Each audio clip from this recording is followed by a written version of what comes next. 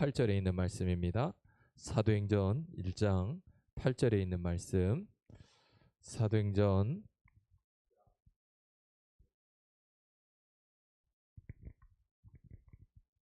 자, 우리 함께 하겠습니다. 오직 성령이 너희에게 임하시면 너희가 권능을 받고 예루살렘과 온 유대아와 사마리아와 땅끝까지 이르러 내 증인이 되리라 하시니라. 아멘. 우리가 계속 영적인 거에 대한 이야기들을 나눴고 영적 전쟁 또 전신갑주에 대한 것도 나눴는데 오늘 전도에 대한 이야기를 한번 나눠보려고 합니다.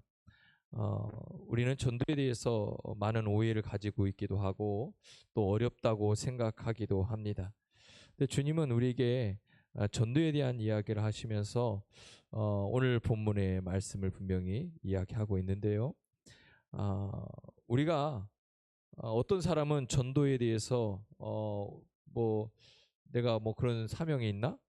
또 그런 뭐 달란트가 있나? 라고 이야기할 수 있지만 하나님은 예수 그리스도를 나의 구원자로 믿는 모든 백성에게 이 전도의 사명은 다 기본적으로 주신 건데 우리가 생각의 차이입니다. 그래서 오늘 말씀을 찾아보면서 나에게 주신 이 전도의 사명을 감당하기 위해서 내가 어떤 삶을 살아야 될까 또 어떻게 해야 될까를 함께 나누기를 원합니다.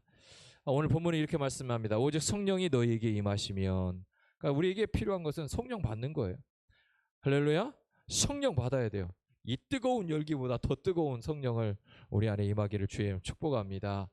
그러면 성령이 너희에게 임하면 너희가 권능을 받고 예루살렘 유대와 사마리아 땅끝까지 이르러 내 증인이 될 거다라고 말씀합니다. 그 얘기는 뭐냐면 증인의 삶을 살지 못하는 이유는 뭐라는 거예요? 성령을 받지 못했다는 얘기예요. 그러니까 우리가 성령의 충만을 받으면 나도 모르는 사이에 나의 삶 가운데 이 증인의 사명이 이루어진다고 말씀합니다. 자, 우리 말씀을 찾습니다. 골로새서 4장 1절에서 3절에 있는 말씀. 골로새서 4장 1절에서 3절에 있는 말씀. 사도 바울이 자기가 전도자로 부름받았다고 하는 것을 깨닫고 그 삶을 살 때 사도 바울이 요청한 기도의 제목입니다. 자, 읽겠습니다. 시작.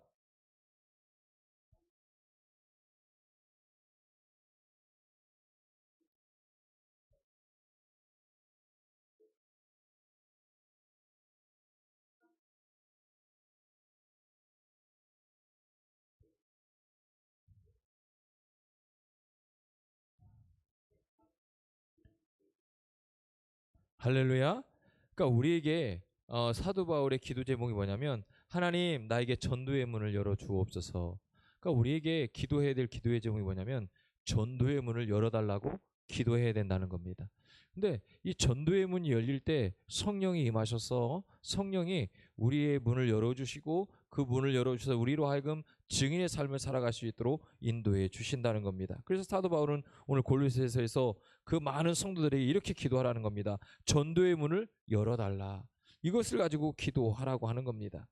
그러니까 전도의 닫힌 문은 전도할 대상자나 불신자나 똑같다는 거예요. 누구에게나 뭐 있고 누구는 열리고 누구 닫혔다가 아니라 우리에게 전도의 문이 닫혔기 때문에 그런 일들이 일어난다고 말씀합니다. 자, 한 번 더 말씀을 찾습니다. 디모데후서 4장. 디모데후서 4장.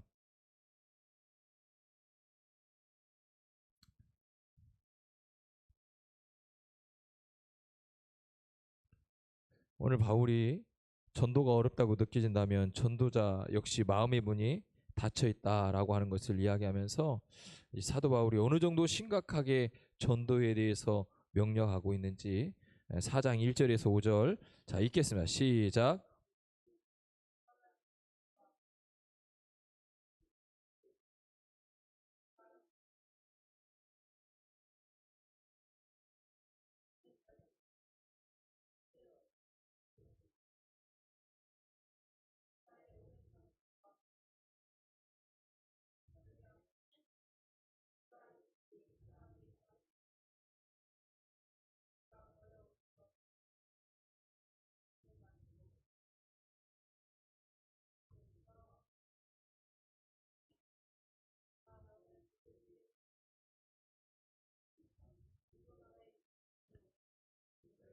할렐루야. 사도 바울이 어느 정도 심각하게 전도에 대해서 명령하냐면 때를 얻든지 못 얻든지 뭐 하라는 거예요? 말씀을 전하는 일에 항상 힘쓰라는 거예요. 그래서 사도 바울이 어떤 마음의 자세로 우리가 전도해야 되는지 이렇게도 견문합니다. 오래 참음과 고난을 받을 자세로 뭐 하라는 거예요? 전도자의 사명을 감당하라는 거예요. 그런데 사도 바울은 어떤 시대가 올 것이라고 말하냐면 이렇게 말씀해요. 사람이 바른 교훈을 받지 아니하며 귀가 가리워서 자기의 사욕을 쫓을 스승을 많이 두고 또 그 귀를 진리에서 돌이켜 허탄한 이야기를 쫓는 시대가 올 것이다. 지금 이 시대가 그런 시대 아닌가요? 사람들이 바른 교훈을 받들려고 하지 않습니다. 귀가 가려지고 사리 사욕에 눈멀어 그것에 쫓아다니면서 오히려 진리의 귀를 닫고 허탄한 것을 쫓아다니는 시대, 그 시대를 이야기하고 있는데 오늘 이 시대도 여전히 이런 시대에 우리가 살고 있다는 겁니다. 그래서 뭐라고 말하냐면 복음을 전해도 잘 들으려 하지 않는다라는 거예요. 그러니까 우리가 복음을 전한, 우리의 마음이 열리고 성령이 충만해서 복음을 전하는 일에 힘쓰고 있는데 그 복음을 전할 때 그들이 복음을 듣지 않는다고 해서 실망할 필요가 없다는 거예요. 왜요? 사람들이 들으려 하고 하지 않는다는 거예요. 진리의 귀가 이미 닫혀 있다는 거예요. 그러니까 우리가 복음을 들고 내가 성령 충만해서 복음을 전해도 사람들이 듣지 않는 거예요. 왜요? 자꾸 거짓에 쫓아다니고 사리 사욕에 끌려다니기 때문에 그래요. 그러니까 오늘 저나 여러분이 성령 충만하고 전도의 문이 열려서 우리가 전도한다 할지라도 그들이 듣지 못하고 그들이 오히려 우리를 핍박하고 손가락질 할 수도 있다는 거예요. 그런데 그것 때문에 실망하거나 좌절하지 말라는 거예요. 우리가 해야 될 일은 뭐예요? 하나님이 나에게 전도의 문을 열어주시고 감동을 주셨을 때 전하기만 하면 된다는 거예요. 나머지는 듣든지 못 듣든지 그들이 하는 거예요. 그리고 그 영혼을 추수하고 안 추수하고는 누가 하는 거예요?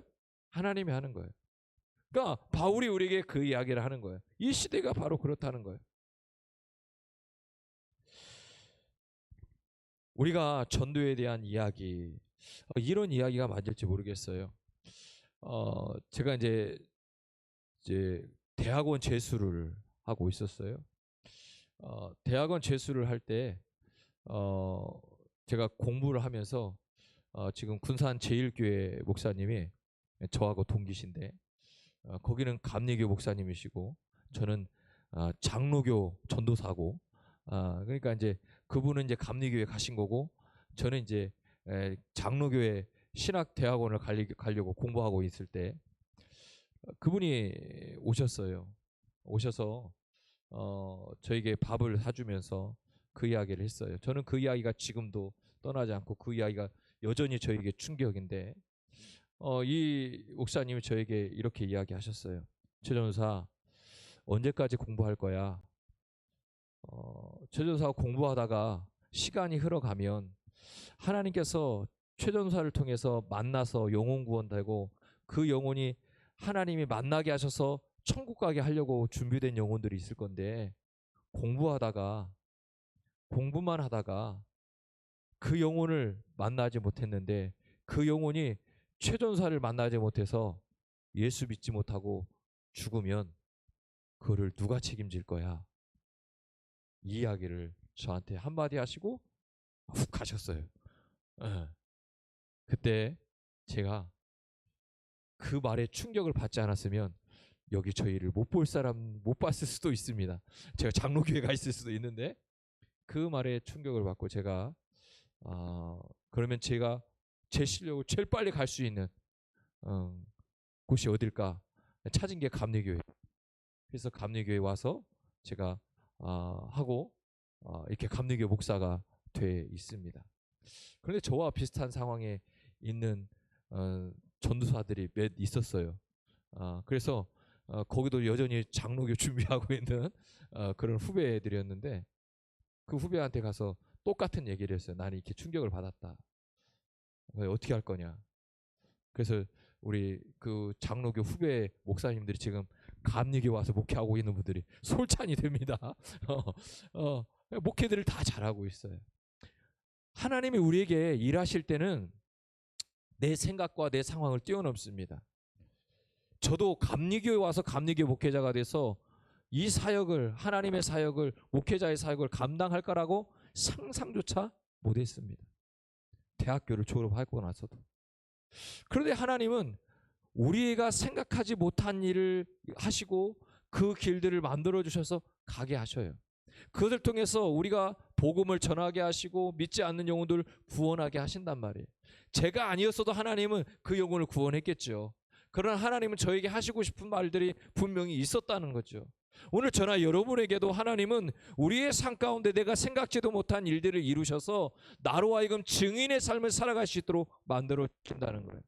그것을 통해서 하나님은 일하시고 그것을 통해서 그 영혼이 마음의 문이 열려 신앙생활하고 예수님을 만나고 그 영혼조차 하나님의 백성으로 살아갈 수 있도록 만들어 주신다는 거예요. 일본의 그리스도인들이 전도하지 못하는 이유가 있어요. 선교사님들이 그들에게 전도할 때에 그들을 예수 믿고 구원자로 회복하고 유일신에 대해서 가르쳐주는 게 제일 어렵다고 제가 말씀드린 적이 있어요. 왜냐하면 일본 사람들은 다신교예요. 모든 게 다신이에요. 제가 말씀드렸죠? 제가 고양이가 애완으로 키우다가 이 고양이가 죽어요. 그러면 이 고양이를 나의 신으로 너무 사랑하니까 신으로 만들어서 섬기는 거예요. 그러니까 수도 없이 그런 것들이 많기 때문에 일본은 다신교예요.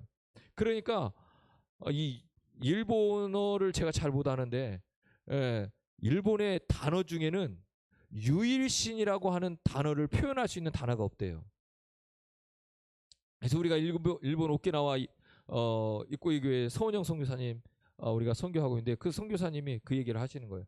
일본 사람들에게 가장 이 유일신 사상이라고 하는 유일신이라고 하는 것을 가르치기가 엄청 어렵대요. 이해하지를 못하는데요.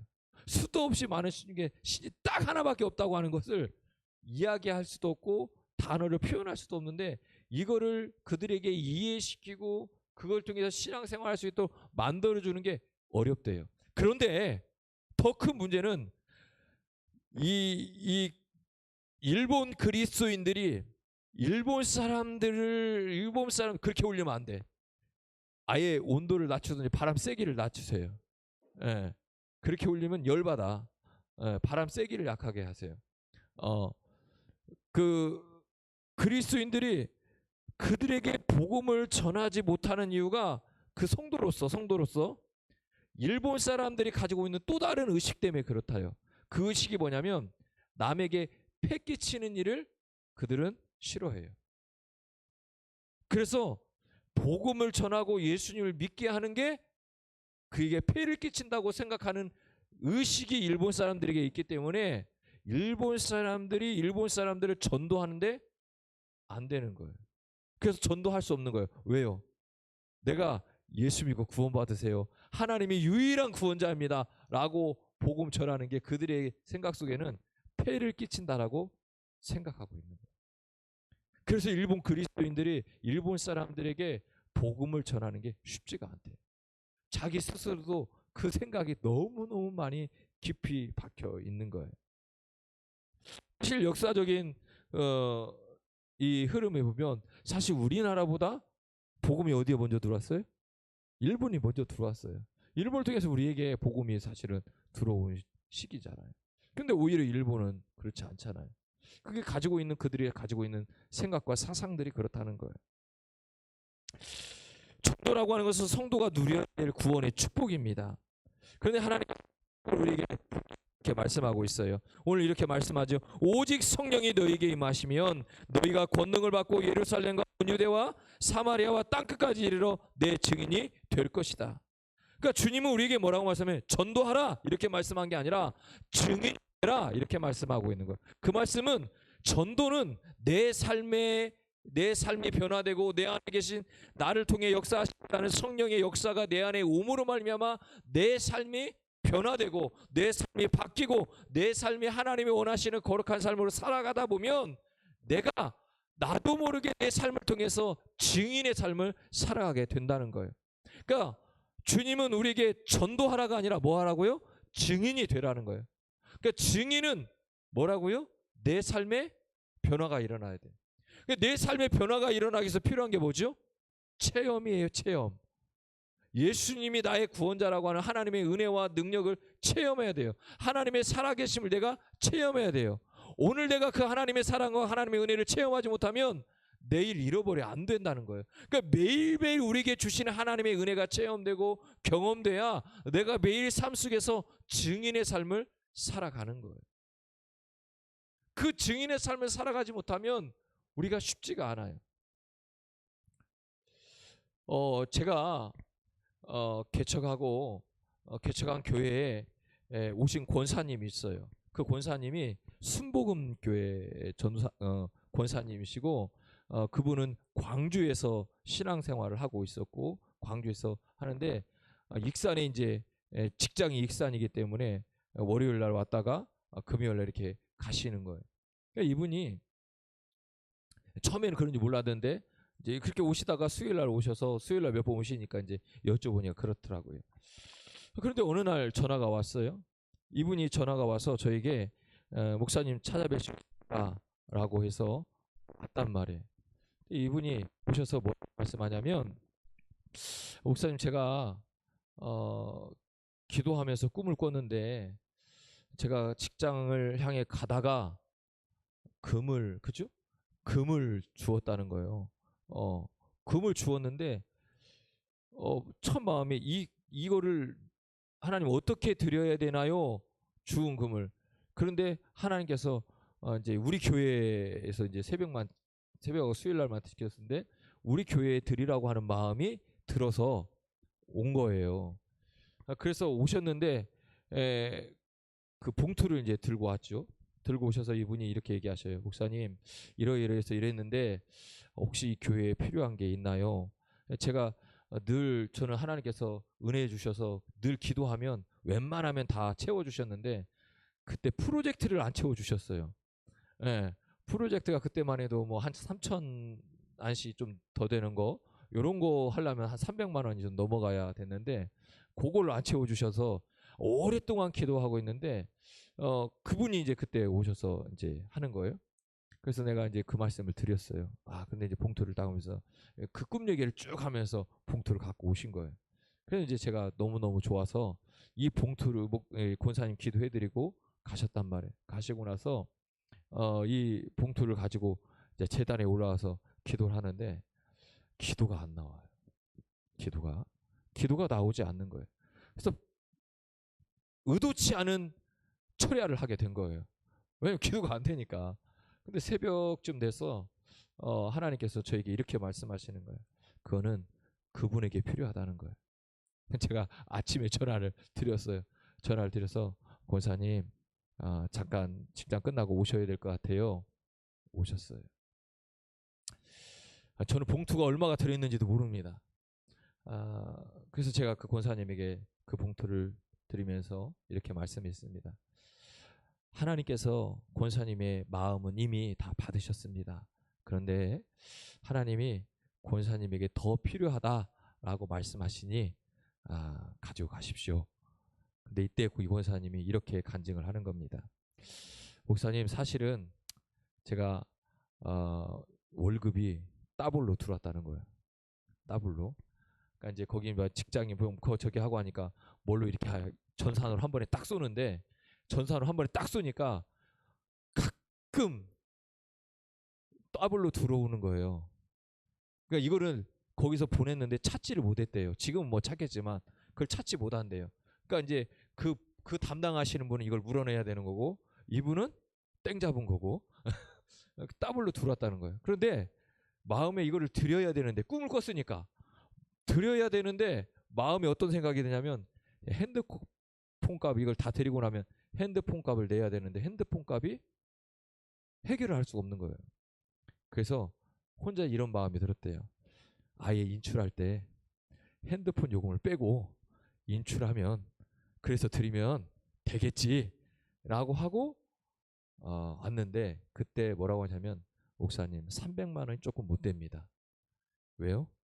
핸드폰 요금을 제외하고 뽑은 거예요. 그때 제가 이렇게 말씀드렸어요. 권사님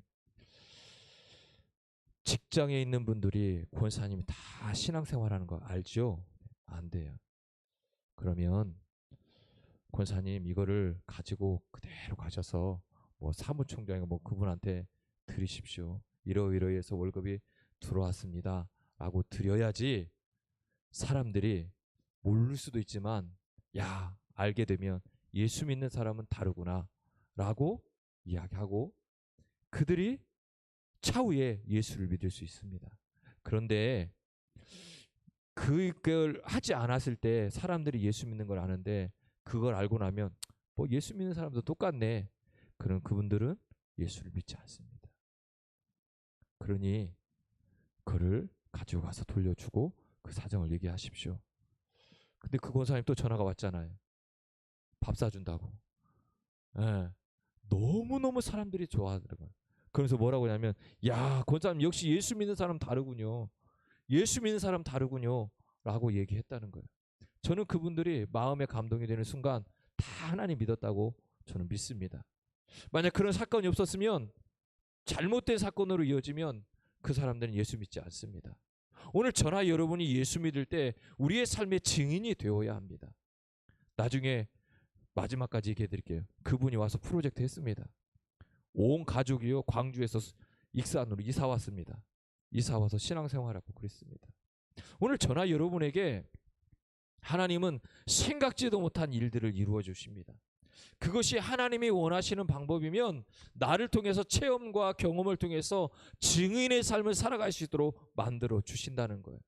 그러니까 내가 증인이 되기 위해서 우리에게 필요한 것은 성령 충만함을 통해서 하나님의 살아계심을 체험하고 경험하고 하나님의 은혜를 고백하고 살아가다 보면 하나님은 우리에게 나의 삶을 통해서 증인의 삶으로 만들어 주시는 겁니다.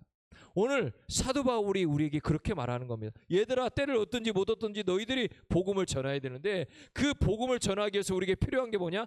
증인의 삶을 살아가야 되는데 그 증인의 삶을 살아가기 위해서 우리가 성령 충만함을 받아야 된다는 거예요. 성령 충만함을 받음으로 말미암아 우리의 삶에 증인의 삶을 살아가야지.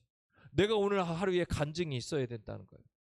매일매일 삶 속에 내 안에 뭐가 있어야 돼요? 간증의 삶이 있어야 그 간증을 통해서 전해주고 나눌 수 있는 거예요. 우리가 하나님 말씀을 가지고 복음을 전하기가 쉽지 않아요.